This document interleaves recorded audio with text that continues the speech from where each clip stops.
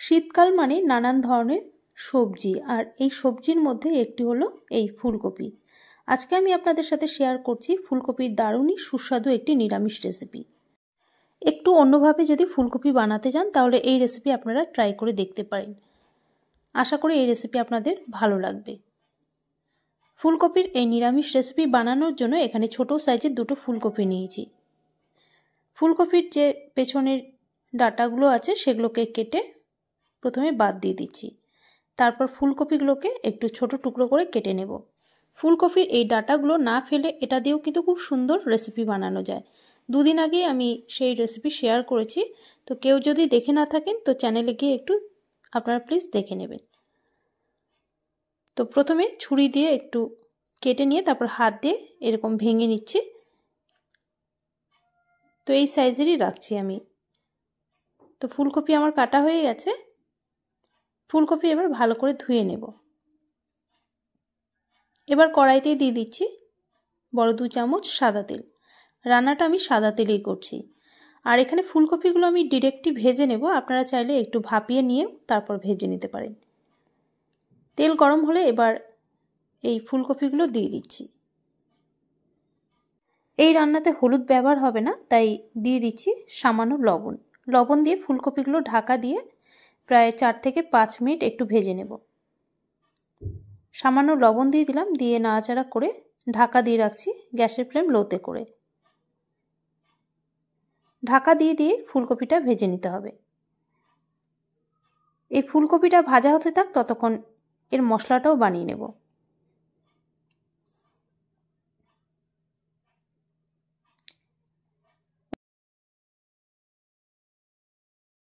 অন্যদিকে একটা মিক্সিং জারের মধ্যে দিয়ে দিচ্ছি প্রায় 5টা কাঁচা লঙ্কা, ছোট 3 টুকরো দিয়ে দিচ্ছি আদা, দিয়ে দিচ্ছি প্রায় 10 থেকে 12টা কাজু বাদাম। সামান্য জল দিয়ে এর একটা মিহি করে পেস্ট করে নিতে হবে। আর ঝালটা অবশ্যই এখানে আপনাদের স্বাদ মতো দেবেন, যে যেমন ঝাল খেতে পছন্দ করেন। তো পেস্টটা কিন্তু হয়ে গেছে। তো পেস্টটা এক সাইডে রেখে দিচ্ছি, আর এদিকে দেখে নিচ্ছি ফুলকপি। প্রায় 2 মিনিট পর ঢাকনাটা সরিয়ে ফুলকপি নাড়াচাড়া করে দিচ্ছি।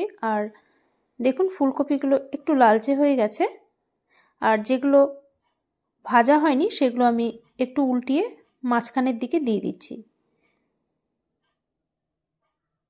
তো এইভাবে উল্টিয়ে পাল্টে নিয়ে আবারও 2 মিনিটের জন্য ঢাকা দিয়ে রাখছি, এতে ফুলকপি একটু নরম হয়ে যাবে।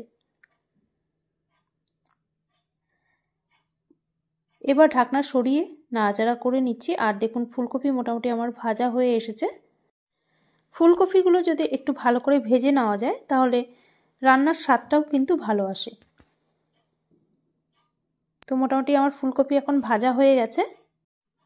এর চেয়ে বেশি আর ভাজবো না, এরকমই লালচে করে একটু নামিয়ে নিচ্ছি।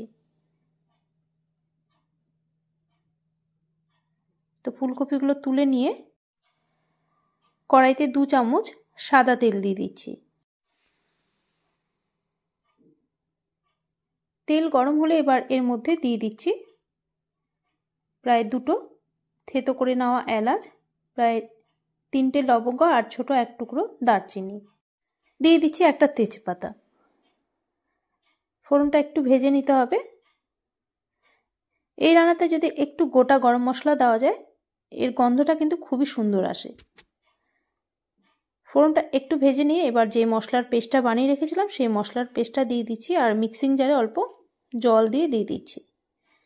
এবার মশলাটা ভালো করে কষিয়ে নিতে হবে।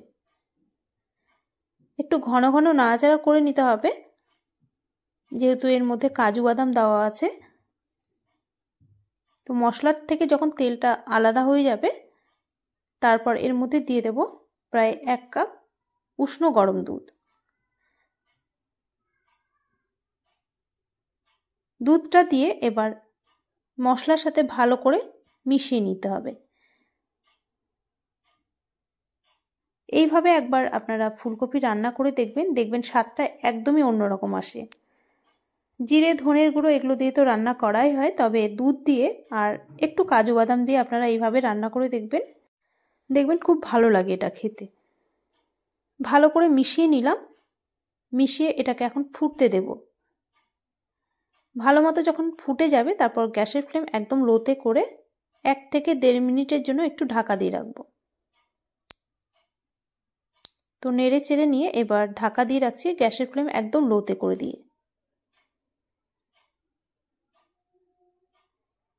প্রায় 1 মিনিট এইভাবে ঢাকা দিয়ে রেখেছিলাম। তো ঢাকনা সরিয়ে আবারও নাড়াচাড়া করে দিচ্ছি। এবার ভেজে রাখা ফুলকপিগুলো দিয়ে দেব।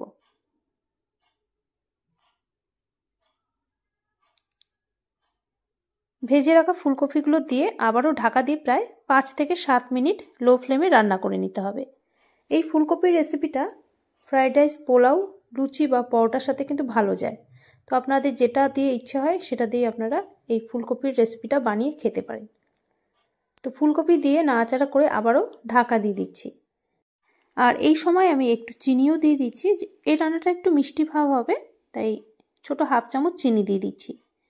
দিয়ে আবারও ভালো করে মিশিয়ে নিয়ে ঢাকা দিয়ে লো ফ্লেমে এটা রান্না করে নেব।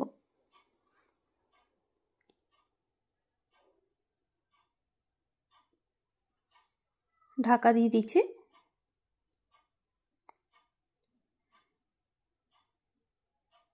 এখন প্রায় 7 মিনিট হয়ে গেছে, ঢাকনাটা সরিয়ে দিচ্ছি।